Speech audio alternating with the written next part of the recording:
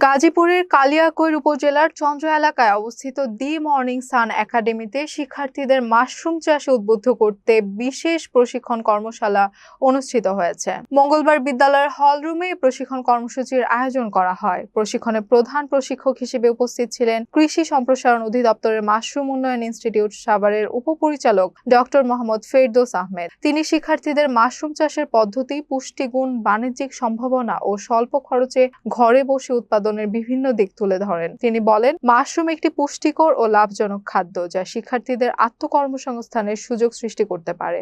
একই সঙ্গে এটি পারিবারিক পুষ্টি চাহিদা পূরণে গুরুত্বপূর্ণ ভূমিকা রাখে। প্রশিক্ষণে বিদ্যালয়ের শিক্ষক, শিক্ষার্থী ও স্থানীয় গণ্যমান্য ব্যক্তিরা উপস্থিত ছিলেন। কর্মশালায় ব্যবহারিকভাবে মাশরুম উৎপাদনের পদ্ধতিও শিক্ষার্থীদের দেখানো হয়। আয়োজকরা জানান, ভবিষ্যতে এই ধরনের প্রশিক্ষণ আরও বিস্তৃত করা হবে। আমি কৃষি মন্ত্রণালয়ের অধীনস্থ কৃষি সন্তান আমরা আমি ছবিকে দেখানোর চেষ্টা করি। এটা কালো, তাই না? এটা হলো গোল্ডেন কালার।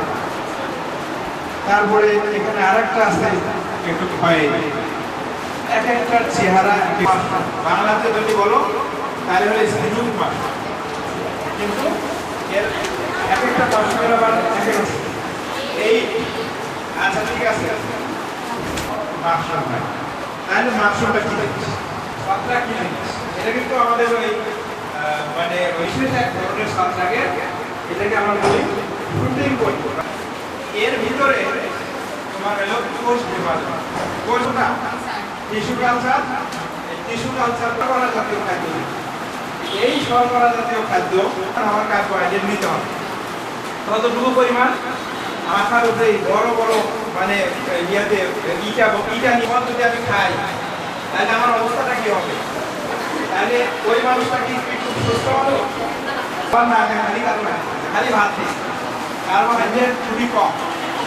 আমরা এই বছর বাচ্চাদেরকে মাশরুম চাষের জন্য একটা ধারণা এবং জ্ঞান এবং ট্রেনিংয়ের ব্যবস্থা করেছি। আমাদের এখানে ডেপুটি ডিরেক্টর স্যার এখানে আমাদের বাচ্চাদেরকে ট্রেনিং দিচ্ছে, তারা যেন মাশরুম চাষের উদ্বুদ্ধ হয় এবং এটা লাভজনক একটা সম্ভাবনাময় বিজনেসে বাণিজ্যিক পরিধি বাড়ানোর জন্য, এবং তারা যেন এই পুষ্টি থেকে তাদের নিজের উপকার এবং সমাজের উপকার আসতে পারে। কোন মাশরুমগুলো আমাদের বাচ্চারা খেতে পারবে না এবং কোন কোন মাশরুমগুলো আমাদের জন্য উপকারী, এই বিষয়গুলো সম্পূর্ণ ট্রেনিংয়ের মাধ্যমে বাচ্চাদেরকে জানানো হচ্ছে।